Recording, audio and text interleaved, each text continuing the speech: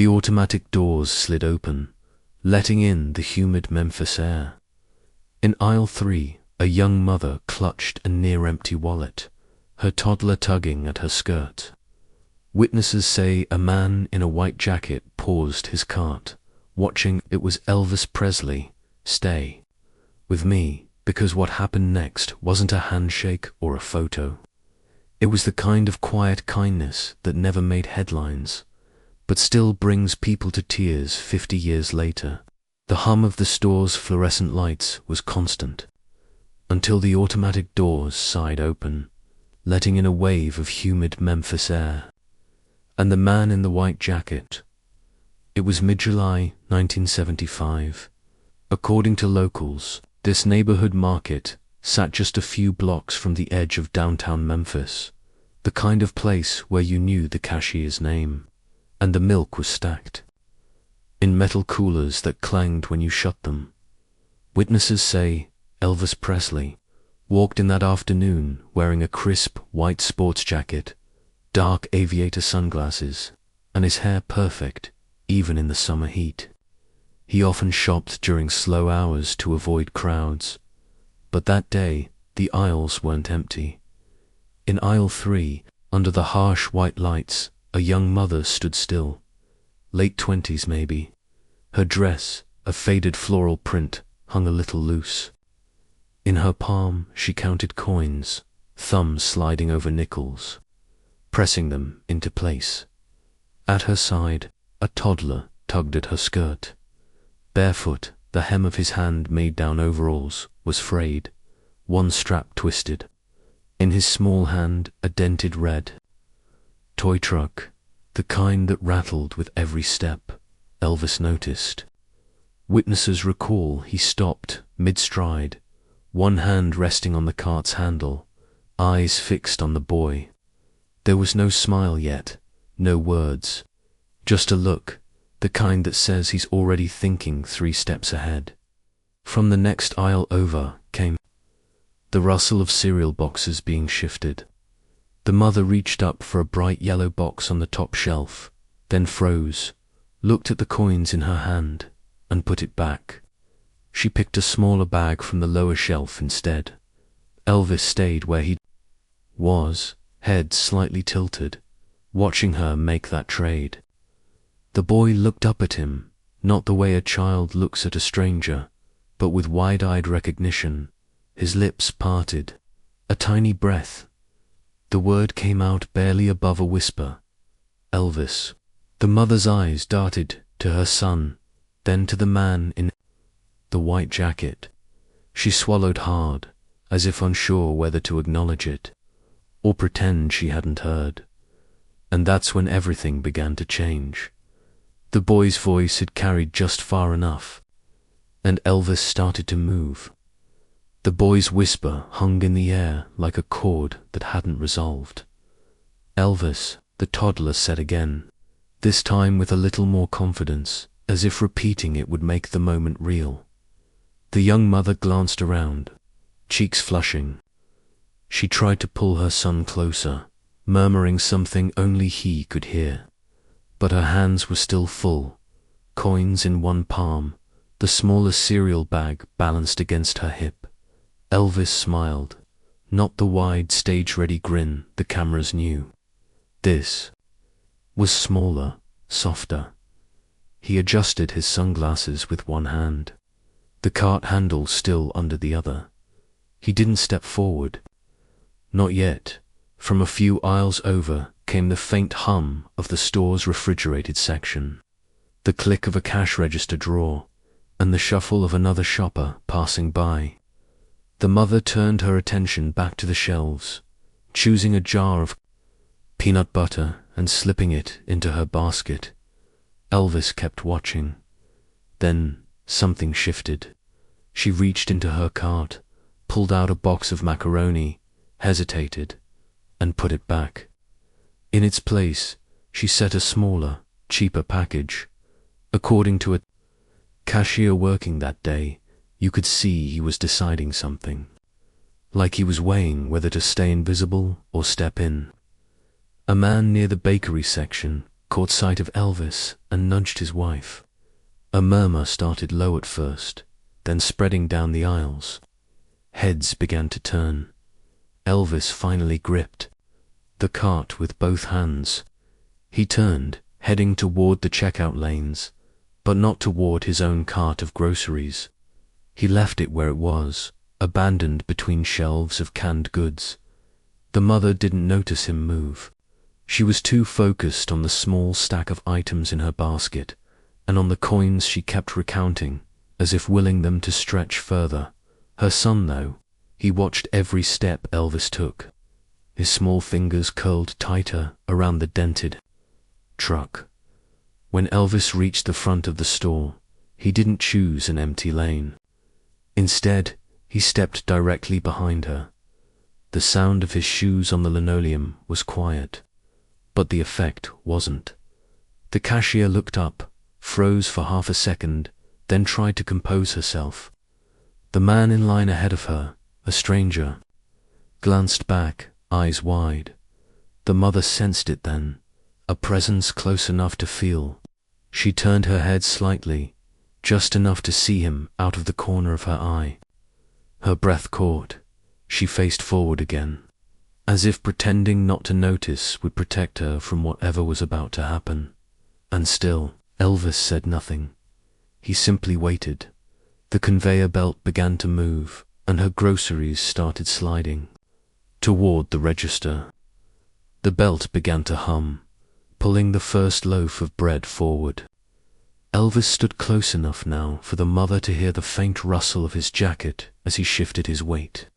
A loaf of bread slid forward, then a carton of milk, a half-dozen eggs in a thin cardboard carton. The mother kept her eyes on the belt, one hand holding the toddler's shoulder, the other ready to pass over her coins. The register beeped as the cashier scanned each item. Elvis didn't speak. Not yet. The boy looked up at him, those same wide eyes from the cereal aisle, and for a second, Elvis let the corners of his mouth lift into a small smile. Then came the moment. The cashier read out the total. The mother's expression faltered. It was more than she had. She reached into her basket, lifted the peanut butter, and placed it aside. "Take this off, please," she said softly. Her voice was steady, but her eyes told another story. The cashier nodded, adjusted the total. Still too high. The mother reached again, this time for the bread. Her fingers hesitated on the wrapper, reluctant to let it go. That's when Elvis leaned forward, his voice low but clear. "Put it all back." The mother froze. She turned to him, startled. I can't let you." But Elvis was already pulling a folded bill from his jacket. Without waiting for her answer, he placed it in the cashier's hand. His movement was calm, almost casual, but it stopped the air in the lane. The cashier glanced down, her fingers tightening around the bill. She looked at Elvis, then back at the number in the corner of the register screen. Her eyes widened. It wasn't a 20A. Man 2 lanes over craned his neck. The murmur from earlier had crept up again, this time with a different tone, a soft ripple of surprise mixed with curiosity. The mother shook her head, her cheeks flushing. "Sir, please, I can't." Elvis shook his head lightly. "It's taken care of." His voice carried no hesitation. The boy shifted in place, his bare toes pressing against the cool linoleum. He glanced between his mother and Elvis, as if trying to understand the rules of this strange grown-up exchange. The cashier, still holding the bill, looked at Elvis for confirmation. He gave her a single nod. She turned back to the register, scanning the peanut butter again, then the bread. Returning each item to the belt without a word, the groceries moved forward one by one. The rhythmic beep of the scanner now, the only sound in the moment, when the total hit 0. Elvis stepped back slightly, letting the mother gather her bags. She held each one a little tighter than necessary, as if they might vanish if she loosened. Her grip, the bill Elvis had given, more than covered the cost. The cashier, unsure whether to offer change, simply slid it toward him on the counter. Elvis shook his head again. "Keep it for the next one," he said quietly. The mother opened her mouth to thank him, to argue, maybe both, but no words came out. Elvis glanced down at the boy. "You helping your mama today?" The boy nodded, clutching the dented truck to his chest. Elvis gave a small grin. "That's a good man." The mother's eyes brimmed with tears she was still trying to hide. Elvis reached into his pocket again, but this time it wasn't for money. Elvis's hand slipped into his jacket pocket. The mother blinked, expecting him to pull out change. Maybe a pen. But what emerged was something small. Glinting in the fluorescent light, the item rested in his palm. A tiny guitar-shaped keychain, silver edges worn from use. It caught the harsh overhead light and sent a flicker across the boy's face. Elvis crouched slightly so he was closer to the child's eye level. "So you'll remember today," he said, his voice low but warm. The boy hesitated, looking to his mother for permission. She gave the smallest nod. His tiny fingers reached out and wrapped around it, the metal cool against his skin. A woman in the next lane clutched her own grocery bag to her chest, watching with the kind of expression you see when someone's just witnessed a secret they know they'll keep forever. The mother, still holding her grocery bags, whispered, "Sir, that's too much already." Her voice cracked on the last word. Elvis shook his head, still crouched. "Not for you too." He stood, reached for the grocery receipt the cashier had just handed over, and flipped it over with practiced ease. Pulling a pen from inside his jacket, he signed his name in a quick, fluid motion, Elvis Presley, in that unmistakable looping script. The mother stared at the ink, her lips parting but no words forming. The crowd around them had grown. A teenage boy in a baseball cap stood frozen halfway through bagging his family's groceries. An older man by the lottery machine tilted his head, trying to see over shoulders. But Elvis didn't seem aware of anyone else. His focus stayed locked on the mother and her son. She tried again. "I don't know how to," before she could finish. Elvis was already turning. The bags of his own groceries were still abandoned in aisle 5. He didn't go back for them. The mother, confused, stepped forward as if to stop him. "Wait." Elvis kept walking, long strides carrying him past the bakery case and through the automatic doors. For a moment, she just stood there. The bags in her hands felt heavier than before. The keychain in her son's palm seemed to anchor him to the floor. She shifted the bags, told her son to hold on tight, and followed. The hot Memphis air hit her immediately, thick, heavy, smelling faintly of asphalt and fried food from the diner across the street. Outside, the parking lot shimmered in the late afternoon sun. A few shoppers lingered by their cars, pretending to adjust bags or check trunks, while really keeping an eye on the man in the white jacket. Elvis's black Cadillac gleamed near the far corner, chrome bumpers throwing sunlight in sharp flashes. The mother's sandals slapped against the pavement as she crossed toward him. Her son trailed just behind, keychain still in hand. She called out, voice uncertain, "Mr. Presley." Elvis turned, setting down a paper bag in the back seat. His sunglasses reflected the sky, hiding his eyes. She took a breath, closing the last few feet between them. I don't know how to thank you," she said. Elvis put a hand on her shoulder, firm but gentle. "You just did." He stepped to the trunk, opened it, and pulled out a plain brown grocery sack. The Cadillac's trunk opened with a muted creak, revealing paper bags stacked neatly inside. But Elvis didn't reach for his own groceries. Instead, he pulled out a plain brown sack, unmarked, folded neatly at the top. He held it with both hands as he turned back toward the mother. "This is for you," he said simply. The weight surprised her. It was heavier than it looked. She adjusted her grip, the paper crinkling under her fingers. Her son peered inside but couldn't see much in the glare of the sun. Elvis gave a small grin. "Open it when you get home." A warm breeze carried the scent of fresh asphalt and cut grass across the parking lot. Somewhere nearby, a cicada buzzed, loud and steady. The mother glanced down at the sack again, brow furrowed. "You've already done too much," she said quietly. Elvis shook his head. "Some things you don't count." He turned back to the Cadillac, lifting another grocery bag from the trunk and setting it in the back seat. A couple standing by a nearby sedan exchanged glances, the kind of look that silently says, "We'll be telling this story tonight."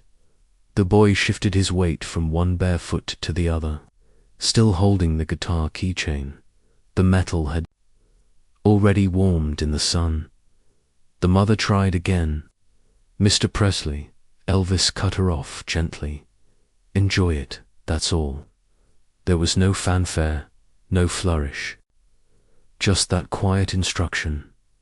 He closed the trunk, the latch snapping shut, and gave a small wave to the boy before stepping toward the driver's side door. The boy waved back, his free hand clinging to his mother's skirt. The Cadillac's chrome caught one last flare of sunlight as Elvis opened the door. The sound of it closing was muted. Final dot. The mother stood still, the brown sack pressed against her chest. In the distance, someone's car radio played faintly, a tune she recognized immediately. Elvis's voice, a song from the radio, blending with the man who had just walked away. She didn't move until the Cadillac's engine turned over, its low rumble cutting through the hum of the parking lot. The car eased out of the space, Elvis giving one last nod through the roll-down window before pulling onto the street. The mother tightened her grip on the bag, the edges of the folded top digging into her palm. Her son tugged at her skirt again, eyes bright. "Can we look now?" She smiled faintly. "No, not here." They walked back across the lot, the hot pavement radiating up through their steps. The keychain clinked softly with each movement. When they reached their car, she set the groceries in the back seat and placed the brown sack on top. She didn't touch it again until she was home inside that sack. Nestled between fresh fruit and candy was an envelope. The paper crinkled softly as she pulled the brown sack toward her on the kitchen table. The house was quiet except for the ticking of the wall clock. The boy scrambled into a chair, elbows on the table, eyes fixed on the bag. The late-day sunlight spilled in through the thin curtains, laying long golden stripes across the floor. The mother unfolded the sack's top, peeling it open carefully. Inside, she found fresh fruit, ripe apples and bananas, and 2 candy bars, resting on top like a secret waiting to be discovered. Her hand brushed against something flat near the bottom, an envelope. It was plain, cream-colored, with her name written in a confident, slanted hand. The flap was tucked but not sealed. She glanced at her son, then slid a finger under the fold. Inside was a single concert ticket, the date printed in bold type for a show just a few weeks away. Front row was stamped in red across the bottom. She pulled out the second item, a small note on thick stationery dot in blue ink. It read, You'll always have a seat when I'm singing in Memphis. The mother pressed her lips together, holding back the swell of emotion. The boy, not fully understanding, asked, "Are we going to see him?" She smiled faintly, smoothing the note with her fingers. "Yes, baby, we are." That night, she set the note on the mantel and framed it within the week. The keychain stayed with her son, clipped to his school bag for years, until the metal dulled and the edges wore smooth. According to family friends, she never sold the ticket. She kept it alongside the note for the rest of her life. Decades later, her son, now a father himself, told the story to a local reporter. The framed note hung on the wall behind him, the guitar keychain resting in a glass bowl on the kitchen counter.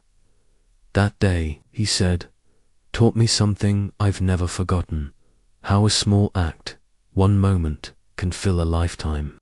The reporter asked if he still listened to Elvis's music. "Every week," he replied. "But it's not just the songs, it's that. I know the man cared enough to stop for my mom in aisle 3.